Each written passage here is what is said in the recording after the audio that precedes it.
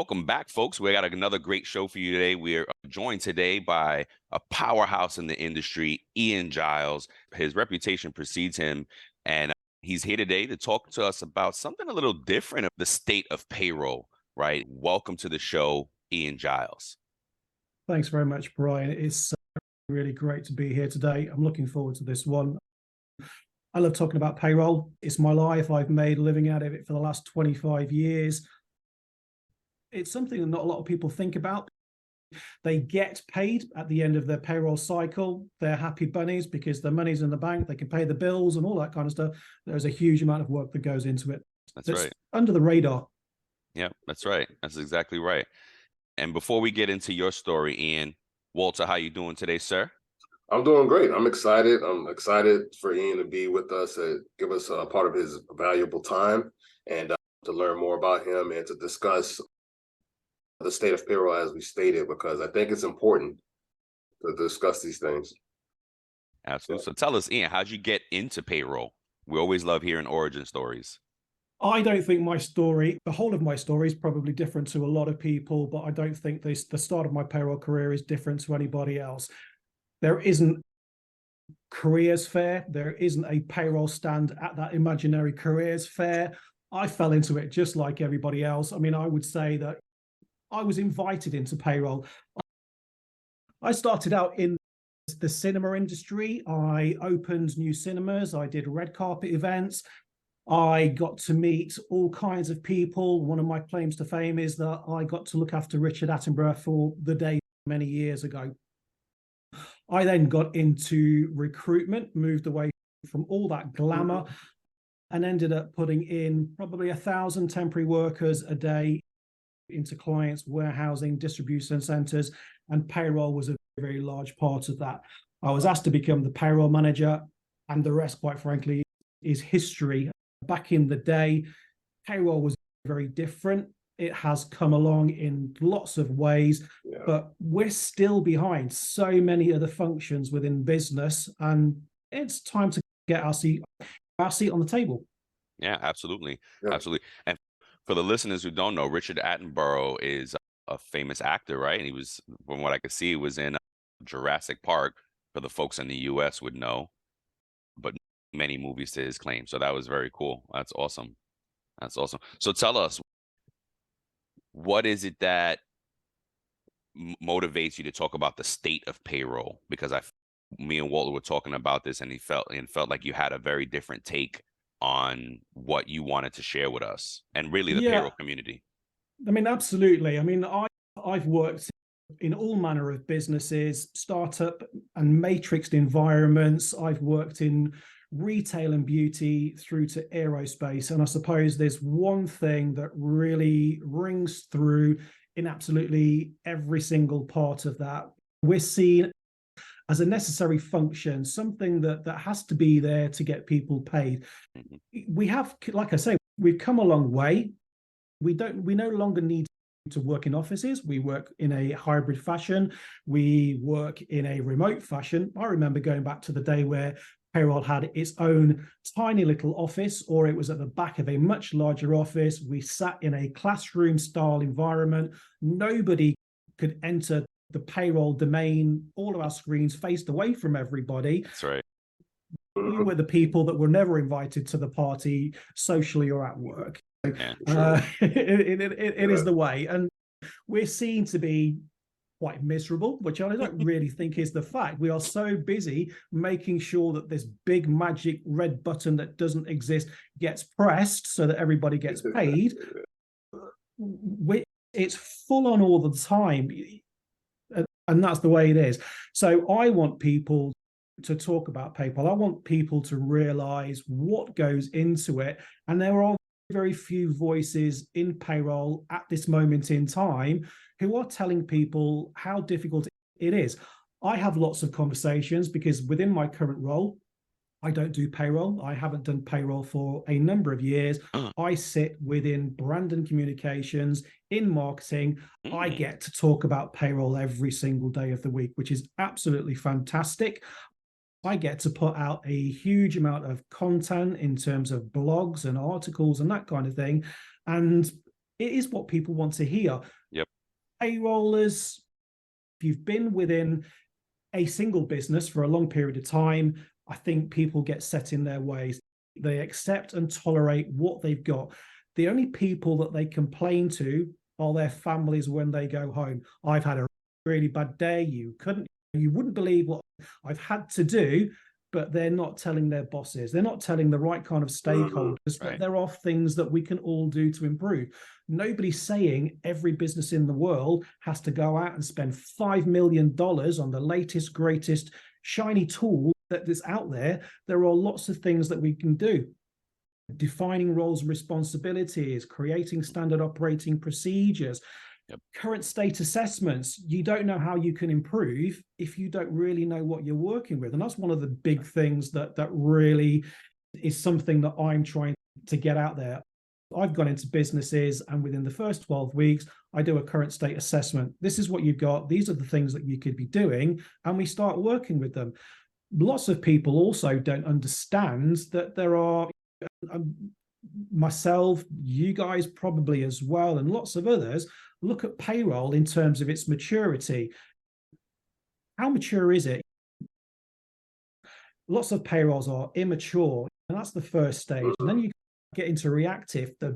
I think the biggest amount of payrolls that there are in this reactive stage. We are firefighting constantly. We work from one cycle to the next without improving, because we have to go back to the last thing that we were doing before we had to go and fix that fence and everything else.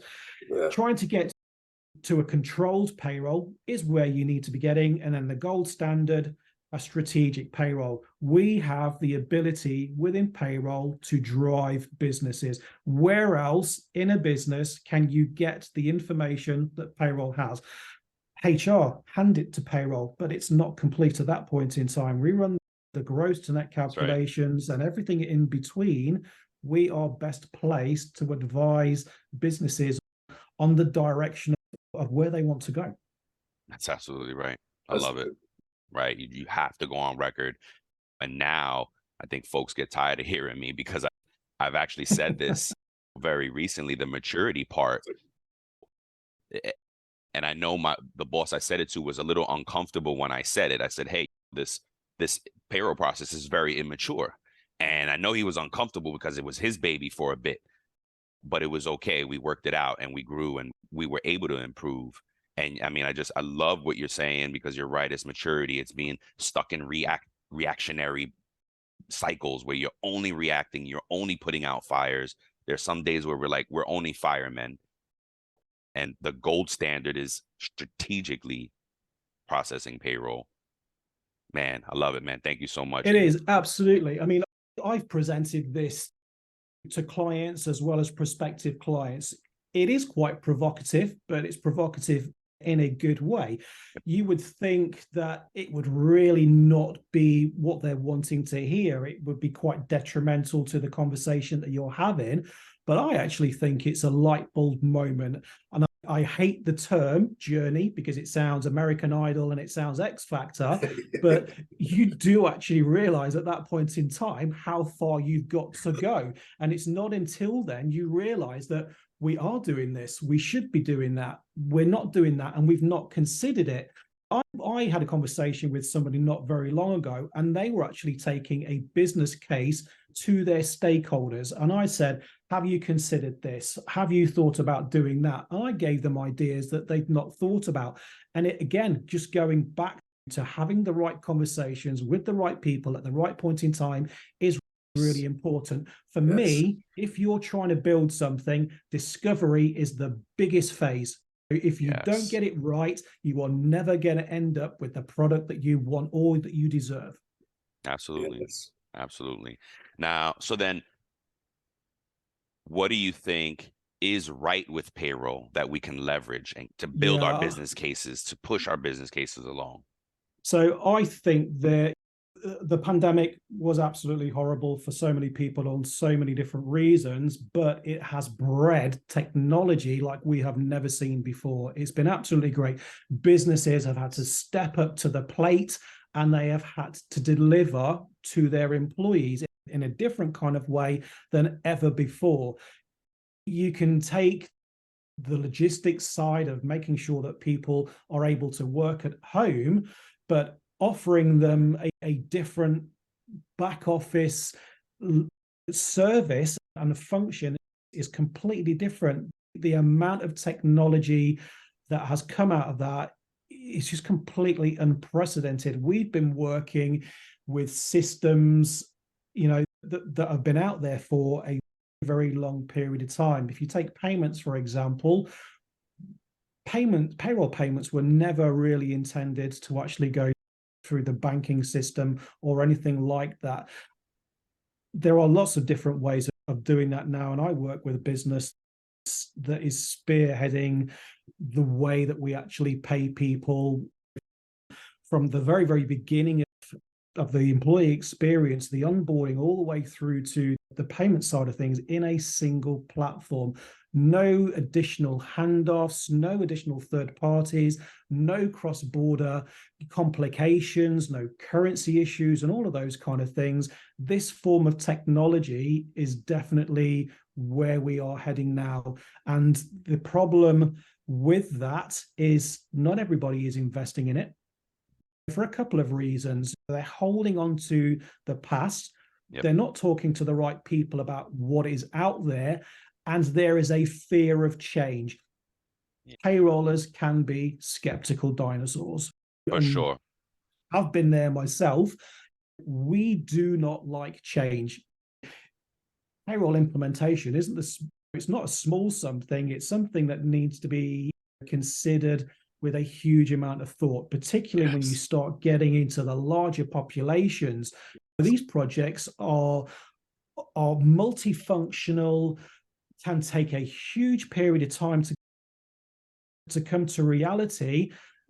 And at the same point in time, it's probably the poor payroller that has got to do their BAU job as well as lead a very large part of that implementation, because we don't backfill. It's about time we actually learn to backfill implementation. Yes. Those are things I preach all the time. And you're so right. I'm a victim of being, what did you say, a payroll skeptical dinosaur. And because we're in a situation where we're doing the opposite. We're going to two system setup, an HCM and a payroll system. And immediately I was like, oh, this is wrong. And I had to pull myself back and say, hey, no, there's a lot of companies that still do this. So let's go ahead and do it right. We're going to do something, do it right. A thought that I've been working with recently is how you do anything is how you do everything. So if I'm going to approach this right, so why wouldn't I do this right? So yeah, man, I love the insights, Ian. Thank you very much for this, man. Now, okay, so what obstacles are in our way then from getting to this mature point? I think there are several things that are getting in our way. One of them is this fear of change, and we've got to get around that. It goes back to, this is what we know. We don't complain. We're quite happy with what we're putting up with, but I don't think anybody really is. We need to increase the conversation about what is out there, what we can do. There are lots of groups, forums, and communities where we should be talking about what is the best of breed. I'm a very firm believer that there isn't a single solution out there for every business in the world, and that every business is totally different, but there are elements that you can take out of the good and apply them to what you're doing. Going back to the payroll maturity level, we have these 4 stages, but there are some businesses that kind of like breach 2 or 3 of the different things. They might not be controlled in the way that they are advancing every single payroll cycle and the knowledge that the payroll team have got, but they are great in terms of the fact that they have a much smaller amount of partners and handoffs and those kind of things. You can have a payroll that's very much reactive, but they are doing one or two things that are in the great thing.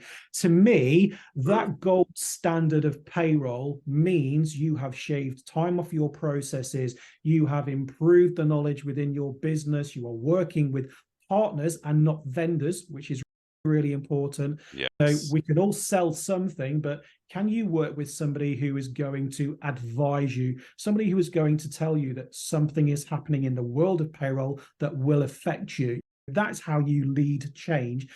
When you get to this point, to this gold standard, you should be able to add value to your business that you've never done before. I worked with somebody quite recently, and I believe the gold standard, them knowing that they've reached every single point and tick list item, is that at the end of every single payroll cycle, they can open up a Zoom conversation to everybody in the business, that somebody at the end of the payroll team sits there and just waits for somebody to ask them a question. If you've got that much time at the end of your payroll cycle to commit to an open question forum, you've made it. Yes, Oh, absolutely. that's great. That's great. Absolutely. Now, you mentioned something, 4 stages. What did you mean by that? The 4 stages of payroll, or? No, the 4 stages of payroll maturity. So you, like we've said already, you have the reactive stage, you have the immature stage, you have the reactive stage, you have controlled, and you have gold standard, which is strategic. Got it. As you improve your payroll processes, your knowledge within the department, you shave time off the things that you don't need to do. Looking at KPIs and payroll metrics is a great way of getting to where you want to be. How much of your payroll is single and first-time approval? Going backwards and forwards between different parts of the business and third-party providers is time-consuming. You get all of those data points and all of that data right at the very first instance, it comes back to you, you go, yeah, that's exactly what it wants to be. You've taken away so much time within that payroll process. Errors per 1,000 pay slips, time to process. And one of the other big things that I'm very keen on is supplementary payroll. How much of everything have you gotten right is to such an extent that you don't need to do supplementary payroll runs. Everything that you do after the money has hit the employee's bank account eats into your next payroll cycle. That's right. Yes, that's right. correct. Man, Yes. you're such a wealth of knowledge. One of the many things that stuck out to me, you said the words, what adds value? That's something that Brian has always challenged me on. How does this add value? You have these great ideas, you're coming with me with you had the business case. And how does this improve the company and our processes and our payroll? We can have all these bright ideas, but if it doesn't help and it just bogs things down and makes things more cumbersome. Totally. It becomes a frustration. We've all got good ideas, and every payroller that I've ever met has got good intention. We know we never, ever want to not pay somebody on time, every single time, and accurately. That's our job. That's payroll's mission, as far as I'm concerned. Absolutely. To pay everybody accurately, on time, every single time. When you get to global payroll, it becomes even more important, but it becomes even more complicated. The value adding that I'm talking about is the things that you want to get to, but you can't because you're bogged down in the detail. Technology is changing the way that we are able to process, but there are elements of payroll that are repetitive, and we know that they have to happen every single time. Why does a human need to do them? That's not the case. We can get to that. One of the greatest ways that we can actually get to adding value before the fact is real-time data insights. Payroll reporting has always been after the fact. It's old news then, you know, it's not going to tell you anything other than what has happened. How about I give you the ability to tell you what your payroll costs are going to be in 10 days? How about I tell you that your costs have gone up in China by X, Y, and Z percentage, and this is the reason why? If we can provide a business with information as it's happening, it can lead us all in all kinds of directions. Yes, that would be game changing. Absolutely. Absolutely. Now tell me, oh, can we ask about Papaya Global? What's Papaya Global about? So Papaya Global, we are a fintech business. We offer the ability to pay all employment types in over 160 countries. Wow. We have just recently created a HCM connector, which enables data in all kinds of fashions, from HCM to HRIS and any kind of Excel spreadsheet that you can imagine, to be absorbed. So we are reducing the amount of time it takes to get your data from one place to another. It's great. The Payroll OS is a new something and has the ability for us to provide payroll services in a single platform, as I said, from onboarding all the way through to payments. We provide businesses with the ability to use their existing partners if they wish, and actually manage that relationship for them. Oh, wow. If you're in 40 countries, for example, and you have 5 fantastic ICPs that you want to continue to work with, we can manage that. We have our own ICPs that we work with, who are experts and are fantastic in knowing the legislation within the countries that you as a business would operate in. I've known Papaya for a couple of years, had the opportunity to join them a little while ago, had a conversation with the CEO towards the back end of last year. Timing was absolutely fantastic, and I find myself here in a business that is leading the way in terms of what payroll technology should look like. Like I've said earlier, we have been working with legacy systems and legacy tools. It is about time, as payrollers, we worked with payroll tech. Let's work with tools that are built for our roles, for our purposes, that enable us to get, again, back to these value-adding activities. Yep. Amazing. I love it. I love it.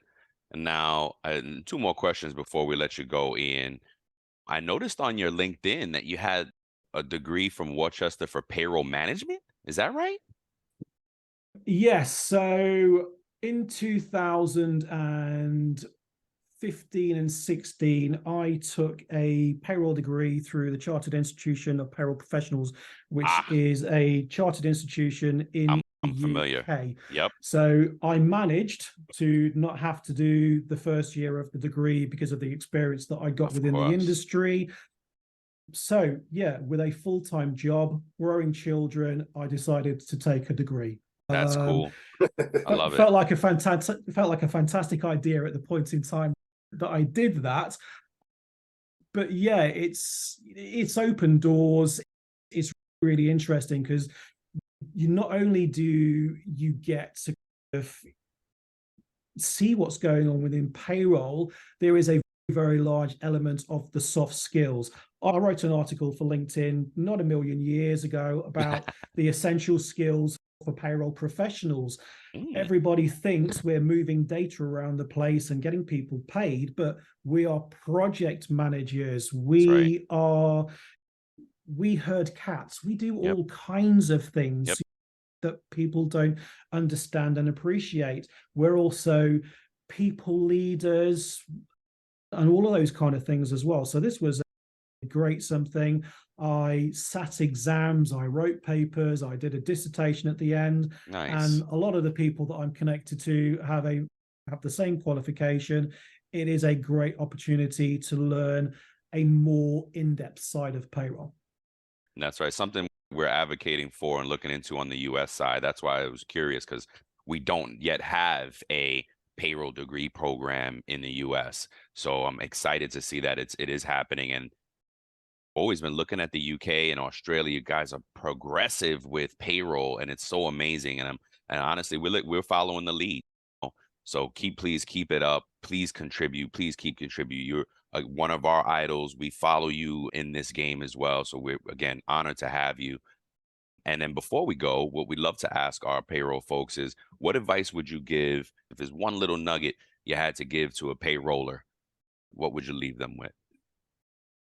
without making a bad name or a reputation for yourself. That's not what you want to do. It's not going to get you into a good place, but you have to speak out. We've said this already. We will not change anything unless we are having the conversations that people fear. Payroll will not advance without technology, and it will not advance without people that are talking about it. The payroll industry is changing. I'm not leaving today or tomorrow or in the very, very near future. That's right. But there are people that are leaving the industry. There are people that are coming into the industry, and they need to know where they can find the right resources, the right people to speak to. And it is all out there. I'm also a mentor for the Global Payroll Association, and I've been one since the back end of last year. That's also a great opportunity to learn from people who have been in the industry for a long period of time. I mentor somebody who has just started out in their payroll career. They come from an accounting background and have had their first payroll thrown at them. That happens quite a lot, you know, particularly when you're talking about merger and acquisition. You inherit something that you know nothing about. It could be that the business who you work for has acquired a company with 10 countries you've never done payroll in before. I'm also mentoring somebody who is in the international space and is doing a slightly different role to business as usual. I'm also mentoring somebody who has been in payroll for 17 years or so, but wants to know what that next step is. There are lots of us about that are doing this kind of mentorship. It doesn't necessarily have to be through a program that is as great as the GPA. But what I do find is, unless you're actually talking to people that are in the payroll industry, you're not getting the same kind of mentorship. There's lots of businesses that have that kind of program, and they can tell you how to advance within that business and apply different kind of rules and logic. But you need to speak to somebody that's worn the t-shirt and all of that kind of stuff as well. I love it. Thank you so much. I can't tell you how many things you've said that just resonate with us and hit home for us. Thank you so much again, Ian, for taking the time out today to talk to us in the community. With that being said, we'll bid you adieu, and we thank you for your time. You have a outlet here all the time. Open door policy for you, sir. As Arnold said, I'll be back. That's right. Perfect, man. Perfect. Thank you, folks, Thanks for joining very us. much. Absolutely. All right, Bo. Thank you, Walt. Thank you. Thanks. Bye, guys. Thank you for tuning in to It's About Payroll. Until next time, keep learning, keep growing, and most importantly, keep going.